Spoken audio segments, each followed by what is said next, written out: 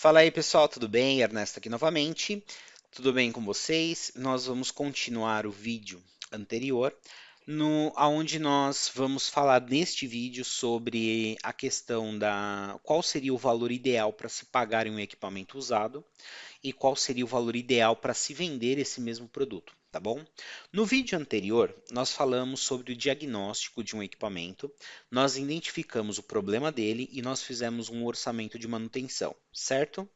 Nesse vídeo nós vamos fazer esta continuação, aonde nós vamos avaliar o quanto poderíamos pagar pelo equipamento se fôssemos pagar e quanto nós vamos vender ele no final, usando como base o conteúdo do vídeo anterior.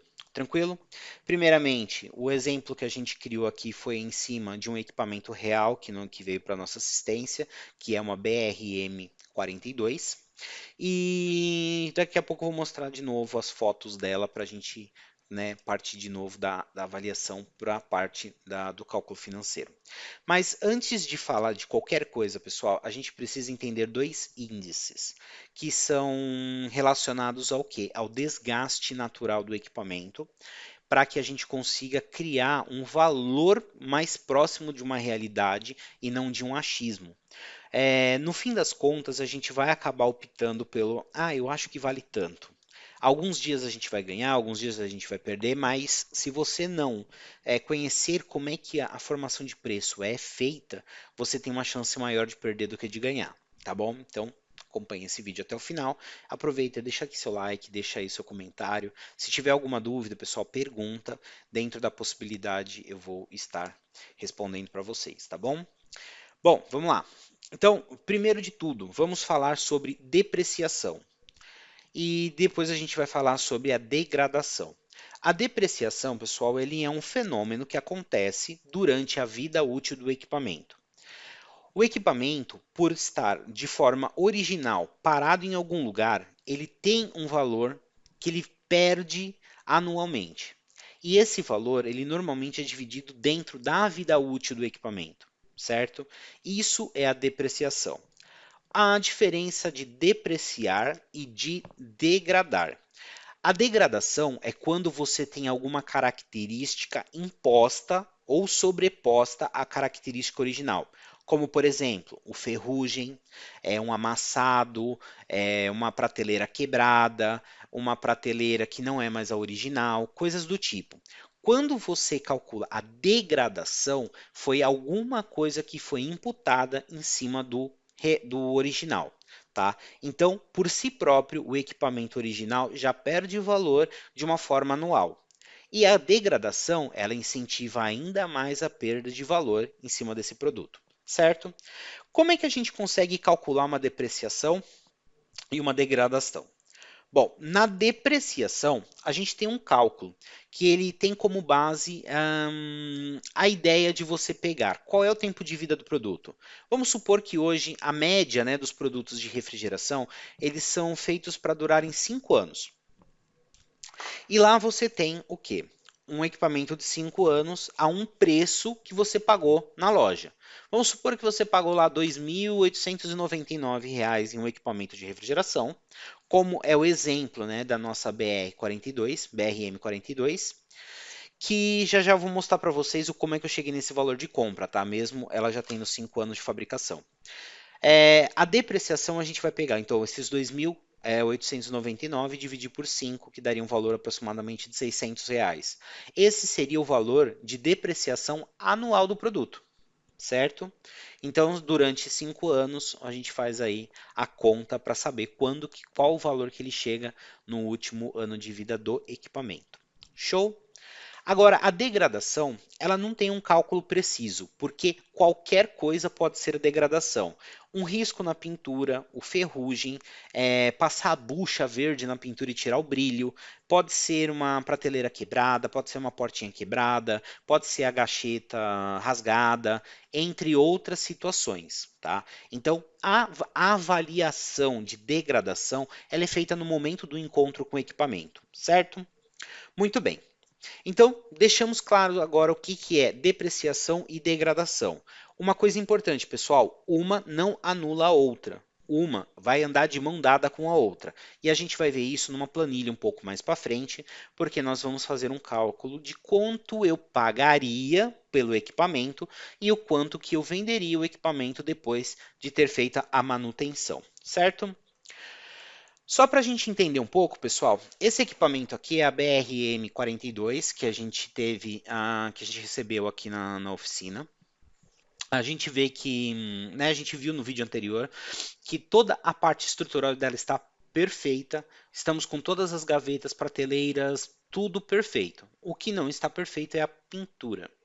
E nós fizemos um orçamento para definir o quanto que a gente teria de custo para pintar essa geladeira, ok? Então, esse daqui é o equipamento, a nossa avaliação está ali, ó, né, na parte esquerda do equipamento. Nós temos uma camada de ferrugem, na parte direita nós temos outra parte de ferrugem e no rodapé da frente nós temos ferrugem também. Para nós fazermos esse equipamento voltar à vida, a gente precisa fazer uma pintura. Porém, eu optei em colocar como uma pintura total e não uma pintura parcial, exatamente para que a gente traga o equipamento para uma função nova. Se fosse um equipamento de placa fria, pessoal, eu ia tentar investir o menos possível, porque a placa fria ela acaba sendo um equipamento muito mais barato. Agora, essa daí não é uma Frost Free, e é um equipamento que está funcionando muito bem. Então ele vale a pena uma atenção especial e uma pintura nova, tá? Ah, mas e se for outro tipo de equipamento? Cada equipamento a gente tem que fazer uma avaliação separada e não tem jeito, exatamente por causa disso. Não adianta você comparar o custo de manutenção de um equipamento frost free com o equipamento de uma placa fria ou até mesmo produtos que estejam ali ó, no limite dos 5 anos ou que seja superior a isso, tá? Só para relembrar, e isso foi discutido no vídeo anterior, eu vou deixar aqui no card para vocês. Nós fizemos essa pesquisa de preço aqui pelo Mercado Livre mesmo, tá? Então, onde a gente pegou os produtos totais, aqui foi a nossa unidade de divisão, né? O quanto que a gente utilizaria de cada um do produto para a gente ter um que é chamado custo real, tá? A gente identificou que com R$ 135,87 de material, nós conseguiríamos reformar e revitalizar essa geladeira, certo? Só que para a gente agora entrar num assunto de cálculos de custo, a gente precisa entender qual foi o valor principal da geladeira. E isso a gente vai fazer um histórico para tentar entender isso. Porém, pessoal, gravem esse preço aqui de R$ 135,87, porque a gente vai usar ele lá um pouquinho na frente, na hora do cálculo de custo do material. Então, de material, nós vamos ter isso daqui para reformar o equipamento, certo? Bom, o equipamento em questão é esse BRM42, aonde nós não temos mais esse equipamento para vender no mercado, então eu não sei qual é o valor real dele. O que eu tenho? Características. Então eu sei que esse equipamento é um duplex de 2 portas, de 378 litros, ele é frost free, então ok, tá? No caso o meu é o 110 também. O que eu faço para saber qual é o preço dele? Tenho como consultar vendas antigas? Até tem, mas a gente tem que trazer por uma coisa mais simples. A gente não pode ficar se pegando aos mínimos detalhes, porque tempo é dinheiro e às vezes você está perdendo um tempo à toa para poder fazer uma coisa tão perfeita que acaba não saindo do papel, tá? Então, você pega as características principais do produto e você traz aí para a atualidade, o que tem no mercado que atenda essa mesma entrega do produto. Então, eu tenho aqui, ó, por exemplo, R$ 2.899 em um equipamento que é uma BRM44. O que diferencia ela, né? Ela tem uma litragem, né, um pouquinho aqui, 3 litros a menos. Porém, se você abrir ela internamente, é basicamente a mesma coisa, certo? Tanto a 42 quanto a 44. Você vê que ela tem uma litragem bem parecida, você vê que a disponibilidade dela é bem parecida, você vê que eles são produtos equivalentes. tá? Então, o preço que a gente vai trabalhar é em cima dos 2.899 e a partir disso a gente começa a fazer o cálculo. A diferença é que eu não vou calcular para frente, eu vou calcular para trás esse valor. Então, eu pego a data de 5 anos atrás e coloco como a data de 2.899. Ah, Ernesto, mas na época pode ter custado outra coisa. Pessoal, a gente não tem referência. E a referência é o que a gente tem hoje, referente ao quê? Ao que for equivalente àquele produto, certo? Bom, vamos começar aqui com uma tabelinha aonde eu trago para vocês o valor chamado, né? Aqui, ó, o ano zero, que é o ano de venda, vamos dizer assim. Aqui é o depois do primeiro ano de uso, do segundo ano de uso, terceiro ano de uso, quarto ano de uso, quinto ano de uso. Esse daqui é o valor que a gente vai chamar valor depreciado. É o valor do produto original de 2.899, aonde ele vem perdendo os 20% até a data que seria equivalente a. Não posso usar a palavra o óbito da ferramenta, né? Que seria o fim da vida dela, certo? Então, ela teria um prazo de 5 anos aí de vida. Nesse caso, a gente calcula a perda de 20% do valor até lá. Bom, tem um outro cálculo, pessoal, que você pode fazer assim, ó, por exemplo. Deixa eu pegar a calculadora aqui, ó. 2.800, opa, 2.899 dividido por 5, igual 579,80, certo? Então eu posso pegar aqui esse valor e fazer, ó, menos 579,80 e dar um igual. Deu 2.319,20, exatamente o valor que estaria em relação ao valor de depreciação em percentual. Beleza? Então, ambos funcionam muito bem para você fazer esse cálculo. Você pode pegar o valor e dividir pelo tempo de vida, ou você faz uma depreciação em percentual, que também vai dar certo. A diferença é que pelo percentual, esses valores aqui mudam um pouquinho. Ah, tipo, o valor de 1.800 acaba virando 1.700 alguma coisa, e por aí vai. É pouca coisa, mas é mais prático você calcular por percentual. Tranquilo? Aqui, pessoal, seria o valor que eu pagaria no equipamento para eu poder revender, tá? O quanto eu pagaria, não é o valor que eu venderia, certo? Então vamos supor que um equipamento a gente tem que contar a partir do primeiro ano, tá, pessoal? Primeiro ano, aqui o ano zero, a gente ignora esse valor porque esse valor aqui é o valor de mercado, tá? Todos esses daqui são valores de mercado e esse daqui são os valores que eu pagaria. Quando que eu poderia pagar esse valor em cima de um valor de um equipamento novo? Nunca, a menos que seja um leilão, que eu poderia ter um lote de ferramentas e poderia ser muito mais barato, até 40% do valor. Isso poderia acontecer em caso de leilão. Na realidade, isso não acontece. A gente poderia ter esse equipamento disponível no mercado apenas no primeiro ano de uso, aonde a gente já teria um valor aí de perda, né, de 20%, chegando a 2.319,20. E eu sempre vou pagar 40% do valor depreciado, certo? Então, nesse caso, se primeiro ano o equipamento custa 2.319,20.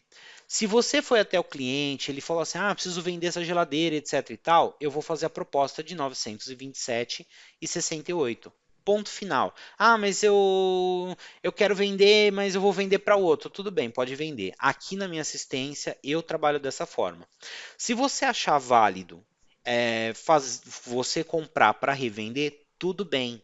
Tá, dá certo também. Só que aí o que vai mudar é o cálculo de custo, que é uma coisa que a gente vai ver um pouquinho mais para frente. Hoje, na minha realidade, eu não consigo pagar mais do que isso, certo? Por quê? Porque no cálculo de custo eu tenho um monte de coisa embutida. Eu tenho aluguel da oficina, eu tenho funcionário, eu tenho impostos, entre outras situações que a gente vai falar lá na frente. Agora, se você tem uma casa própria, você tem um espaço na garagem e você vai começar ali seu negócio, cara, os seus custos reduzem de forma drástica. Então você consegue pagar um pouco mais e você consegue vender por um pouco mais. Tranquilo?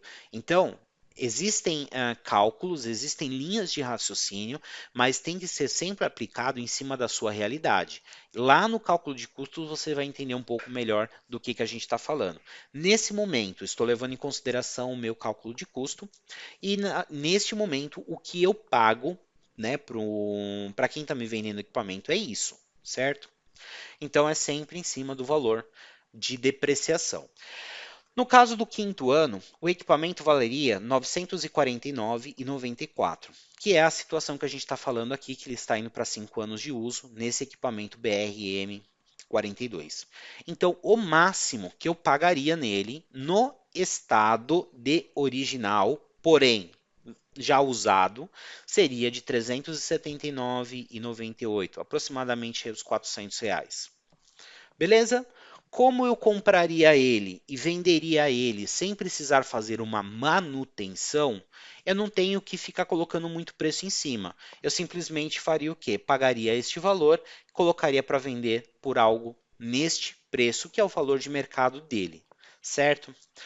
Porém, o que que aconteceu nesse nosso equipamento? Essa BRM 42 que a gente trabalhou, nós tivemos não apenas a depreciação, nós tivemos também a degradação. Nós tivemos uma contaminação por ferrugem que afetou a pintura, fazendo com que ela troque o status de originalidade dela. Agora, eu não pago mais esses 40%. O que eu pago é no máximo 20% em cima do valor degradado. A degradação é natural e a gente não tem como lutar contra isso. Beleza? Agora, aliás, a depreciação, a gente não tem como lutar contra isso. Agora, contra a degradação é onde a gente vai fazer a avaliação, entender qual é o problema e aí sim a gente aplica uma avaliação em cima dela, certo? Eu particularmente eu não tenho uma planilha, um detalhamento que eu falo assim, pintura desconta tanto, gaveta desconta tanto.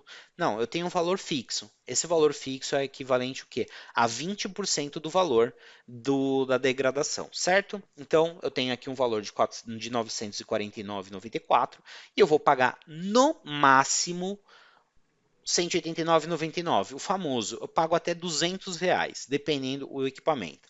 Por exemplo, ele não tem nenhum indício de vazamento, ele está com todas as prateleiras e gavetas, ele está com a estrutura toda íntegra, o ferrugem não acometeu nada à estrutura do equipamento, então eu sei que é só pintura, certo? A pintura eu mesmo faço, não faço fora da oficina. Então, nesse caso, para mim compensa, mesmo assim, pagar esse valor para o cliente. Agora, existem casos que nesse perfil já não compensaria nem fazer o pagamento. O cliente ou ele doaria para você ou jogaria fora, porque vender se torna totalmente impossível, certo? Nesse caso, eu estou usando aqui, pessoal, lembrando, existem cálculos, porém a regra vai depender da sua fonte de custo. Isso a gente vai ver mais para frente. Beleza? Bom, agora falando sobre custo, vamos lá. Pessoal, esse daqui é o valor de depreciação, certo? Então, a gente vai trabalhar sempre aqui no valor de 5 anos, que é o equipamento que a gente está avaliando. Nesse caso, a gente precisa ter a informação, né, do quanto eu paguei pelo produto e eu tenho que ter o custo da minha operação e eu tenho que ter a minha lucratividade para que eu forme um preço de venda e eu consiga ganhar alguma coisa com isso. Por exemplo, se você pegar esse custo aqui, ó, você compra ele por R$ 379,98 e vende por R$ 379,98, vem aquela grande pergunta: você teve prejuízo, você empatou, né, foi 0 a 0, ou você teve lucro? Aí você fala, ó, eu mesmo preço pelo mesmo preço, eu não tive lucro, certo? Então você sobrou duas opções. Você empatou, famoso 0 a 0, ou você teve prejuízo? Nesse caso, você teve prejuízo. Por quê? Porque você foi até o cliente, você foi avaliar, você teve condução, você muitas vezes teve frete para trazer o equipamento, tudo isso já te gerou custo. Então você, além do custo do equipamento, você já teve um custo que a gente chama de custo de operação, certo? A operação, ela não se limita a essa parte de transporte, né, a parte da sua hora técnica. Ela se limita ao quê? A tudo que você gasta no seu estabelecimento. Então vamos supor, você tem uma oficina onde você paga o aluguel, onde você paga a conta de água, conta de luz, telefone, internet, você faz campanha no Google Ads, você faz campanha no Facebook Ads, você, vamos lá, você paga um funcionário, você paga o contador, você paga tudo. Esse valor que você paga para trabalhar é o valor chamado de operação. Se você não colocar esse valor todo de gasto na sua operação, você toma prejuízo. Prejuízo, você vai falar assim: nossa, a refrigeração não dá dinheiro. Mas não dá dinheiro porque você não está cobrando certo, você não está trabalhando certo.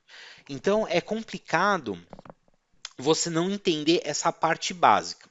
Só que a parte de operação ela é muito complexa, porque cada um dos lugares pode ter um tipo diferente de operação, até mesmo entre estados. Aí tem estado que paga mais, tem estado que paga menos, tem estado que é mais barato o aluguel, mas a taxa tributária é muito maior.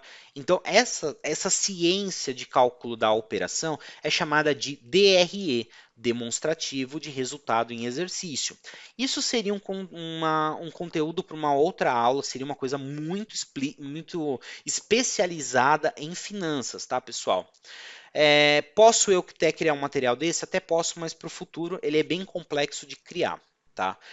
Por isso que como é tão difícil a gente conseguir criar isso, principalmente para quem está começando agora, a gente ainda não sabe quais são os custos necessários para cada detalhe de operação. Às vezes você fala, eu fui ali e troquei um relé. O relé ele tem um custo de operação diferente do custo da troca de um compressor ou da reforma de um equipamento. Com isso, a gente não consegue ter uma clareza tão rápida de tudo que a gente gasta e de tudo que a gente tem custo, a menos que a gente faça o serviço e entenda o que a gente gastou. Para isso, a gente utiliza um formato chamado três índices, aonde nós temos um índice de 33%, um índice de 50% que pode subir até 75% e um índice de 100%.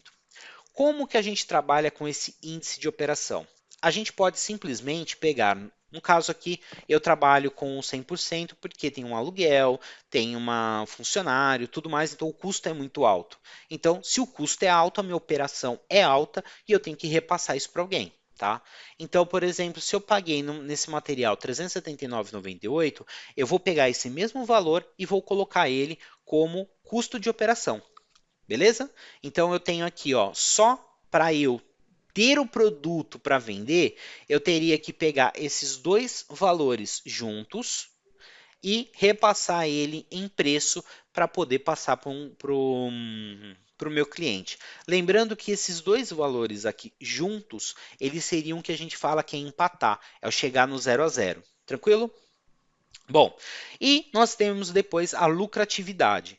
Em cima da compra desse equipamento e do pagamento das contas através deste equipamento, nós teríamos um lucro de R$ 151,99. Esse é o dinheiro que seria da empresa para investimentos, fundo de caixa, capital de giro, ou simplesmente a compra de novos equipamentos, tá? Então, a lucratividade, ela vem com o que você ganha acima da sua operação. Se você chega e fala assim, eu coloquei em operação o meu Prolabore e o olerite do funcionário, tá certo. E a gente está sobrevivendo. É aí que tá. Sem a lucratividade real, você só sobrevive e você acaba tendo um prejuízo a longo prazo, porque você não evolui o serviço, certo? Então, nesse caso aqui, é sempre ideal você ter uma ideia de cálculo de custo para que você não erre ou erre o menos possível, para que em todo o tipo de operação você tenha lucratividade. Beleza? Como eu disse, pessoal, Para a gente aqui, essa daqui é um facilitador, tá? Só que para o futuro, o ideal é realmente ver um treinamento financeiro de como fazer isso detalhadamente para o seu tipo de negócio, tá? Em São Paulo varia, do Amazonas varia, de Roraima varia, vai variar do Brasil inteiro, principalmente por carga tributária, beleza? Bom, aliás, pessoal, ah tá, então vamos lá. Aqui seria então o valor de venda do meu produto. Ó, comprei o produto exatamente do jeito que ele veio. Eu peguei, trouxe para dentro da minha empresa e vou colocar para anunciar na minha vitrine, que é a porta da minha loja. Cobrei a minha operação, a minha lucratividade e o valor dele agora é R$ 911,95, que é o que? O valor de mercado daquele produto, tá? Você vê que é bem próximo, certo? E ele continua sendo um pouquinho mais barato. Lembrando, eu paguei um preço justo para o cliente, eu cobrei um valor certo de operação e eu cobrei um valor justo de lucratividade por vender aquele produto. Beleza? Ah, mas o cliente diz que paga pouco. Tudo bem. É o direito dele. Só que ele não entende na hora da venda que você tem isso aqui para pagar. Tá? Você paga para comprar esse produto e você paga para vender esse produto. Se você não tiver esse retorno de caixa voltando, você está tomando prejuízo. É nisso que você se quebra. Beleza? Bom, então vamos lá. Então esse seria o valor de R$ 911,95, lembrando que o equipamento comprado é um equipamento apenas depreciado. Mas, Ernesto, e o equipamento degradado? É o equipamento que a gente teve aqui na nossa simulação. Quando a gente fala do equipamento degradado, a gente está dizendo o seguinte: esse daqui é o valor da depreciação. Agora, o valor de compra, o valor que eu vou gastar para comprar ele, muda. Eu não pago mais 40%. Eu vou pagar o quê? 20% com o valor. Lembrando que esse é o campo de valor com defeito. Quando eu digo defeito, é defeitos que dê para arrumar sem eu tomar prejuízo. Exemplo, equipamento que fala aqui, né, no anúncio lá no Marketplace está assim, ó. Ah, falta trocar o gás. Cara, desculpa, gás não se troca. Gás não tem validade. Se ele está faltando gás é porque tem um vazamento. Dependendo do equipamento que você compra, você vai tomar um prejuízo grande porque ele pode ter um microvazamento ou milhares de microvazamentos naquela estrutura. Então você acaba falando assim, cara, é meio que na tentativa e erro, sorte, né, sorte ou azar, né? Entenda isso. Por isso que o valor baixa drasticamente no que eu pagaria, certo? Então, por exemplo, esse mesmo equipamento de R$ 949,94, eu pagaria no máximo R$ 189,99 ou o famoso R$ 200. Tranquilo? Ah, mas é que o cliente falou que é pouco. Ele que fique com o equipamento é uma bomba. Você tira dali, você tem que dar garantia, você tem que fazer o frete, você tem que fazer a manutenção, senão você morre com o equipamento na mão. Além de você não ter o equipamento útil, imagina você ter que dar garantia. Aí você compra um equipamento que no anúncio dizia, troca o gás. Você vai lá, faz um teste de estanqueidade, roda um tapa-fuga, bota para rodar. Legal. 2 meses na mão do cliente deu defeito. Ou pior, acaba queimando o compressor. E aí? Né?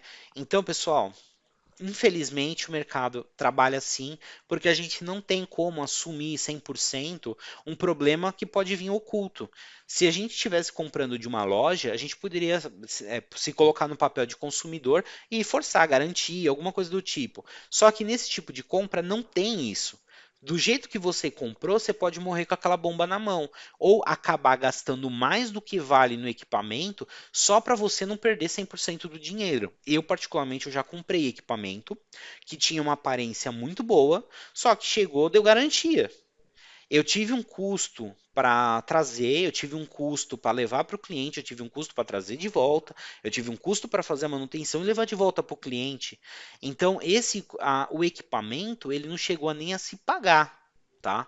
vamos dizer que ele ficou ali um pouco abaixo do 0 a 0. Isso já é um prejuízo, mesmo que pequeno. Só que se você não arruma, é pior ainda, tá? Então, leve isso em consideração. Bom, porém, a base de cálculo, ele sempre vai ser em cima do valor que você tenha desembolsado em 40%. Ah, Nessa, mas você não pagou metade? Você pagou menos porque você tem mais problemas. Você não pagou menos porque o cliente foi legal.